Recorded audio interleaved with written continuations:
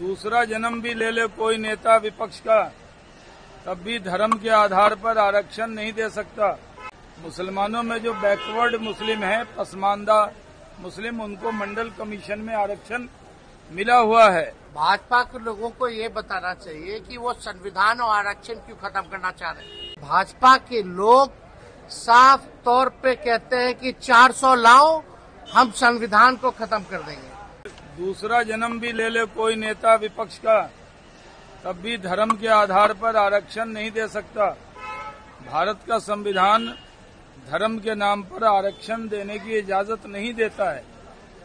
ऐसे मुसलमानों में जो बैकवर्ड मुस्लिम हैं, पसमानदा मुस्लिम, उनको मंडल कमीशन में आरक्षण मिला हुआ है।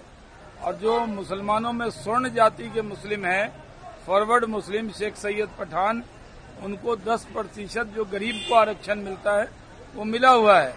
लेकिन अगर 10% उसमें मिलने के बावजूद, मंडल कमीशन में मिलने के बावजूद कोई ये कह दे कि धर्म के नाम पर आरक्षण सारे मुसलमानों को दे दे, तो ये संविधान सम्मत नहीं है। और इस तरह का बयान सिर्फ वोट की लालच में दे रहे हैं नेता। हम लोग मानते हैं कि अनुसूचित जाति जनजाति में भी धर्म के नाम पर आरक्षण नहीं है, मुसलमानों का आरक्षण वहां नहीं है। लेकिन ये लोग वोट के लिए कुछ भी बयान दे रहे हैं, वोट बैंक की पॉलिटिक्स कर रहे हैं, जिसकी प्रधानमंत्री ने भी घोर निंदा की। हमारे पास नेता है, उनके बाद नेता का अकाल है। किसी को तेजस्वी यादव अपने हेलीकॉप्टर में बैठने नहीं दे रहे, और तेजस्वी यादव की तबीयत नासाज है, जवान आदमी है। जिस दिन से नरेंद्र मोदी जी को बूढ़ा बोले हैं, उस दिन से खुद ही वो कैंपेन नहीं कर पा रहे हैं। फिटनेस पर ध्यान देना चाहिए, और हम उनको शुभकामना देते हैं कि जल्दी फिट हों।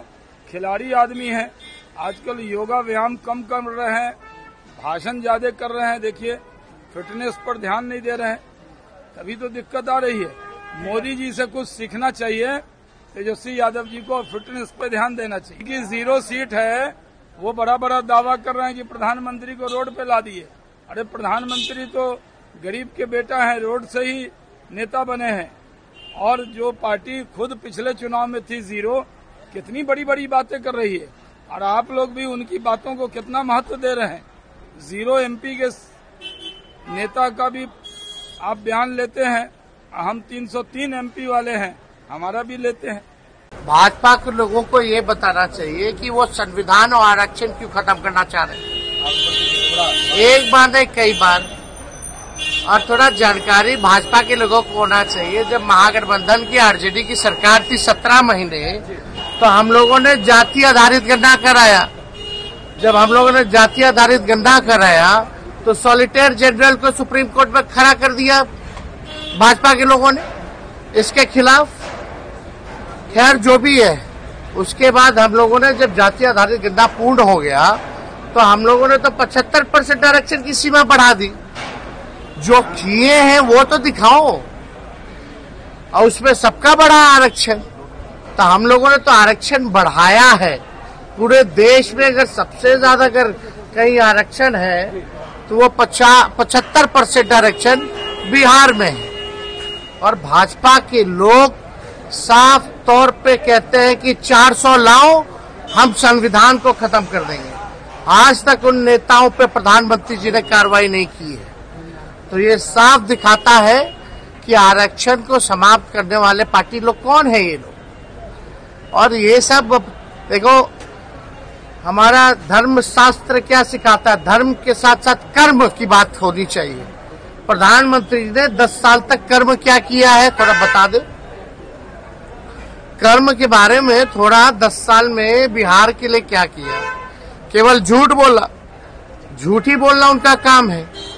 भ्रम फैलाना, नफरत फैलाना, बांटना, यही उनको आता है, और वो ही कर रहे हैं। केंद्र में, राज्य में 40 में 39 सांसद इनके, जिन्होंने कुछ नहीं किया, उनका क्या होगा।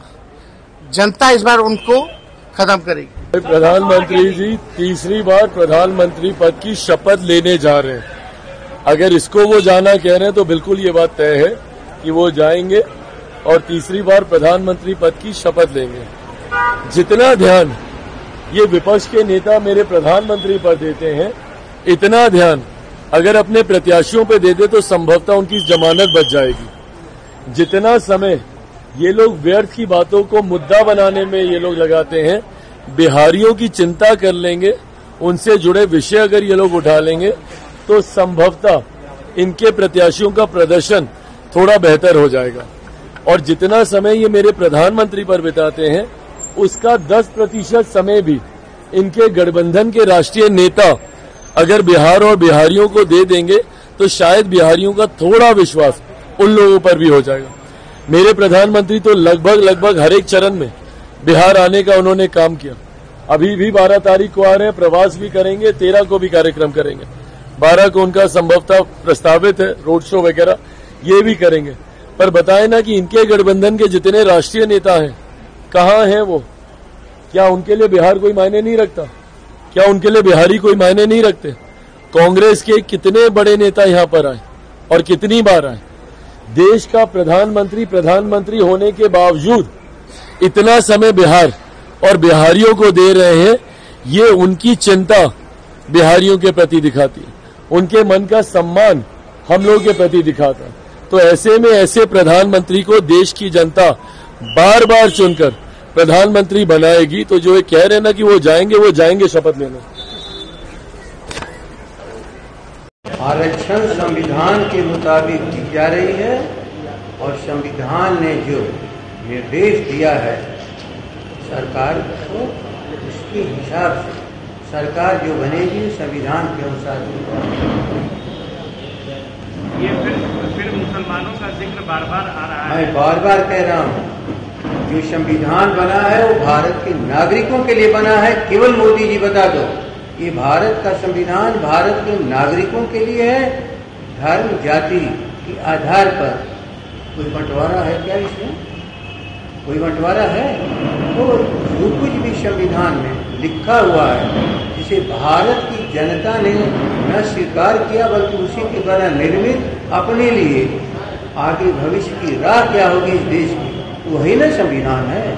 तो संविधान के मुताबिक सीधी बात है, ये सेकुलर राष्ट्र है, ये समाजवादी राष्ट्र है, ये लोकतांत्रिक देश है। लोकतंत्र को मिटाने वाले, समाजवाद को समाप्त करने वाले और जो खतरा पैदा कर रहे हैं धर्म के आधार पर, ऐसे लोगों से संविधान को खतरा है, लोकतंत्र को खतरा है, भारत को खतरा है।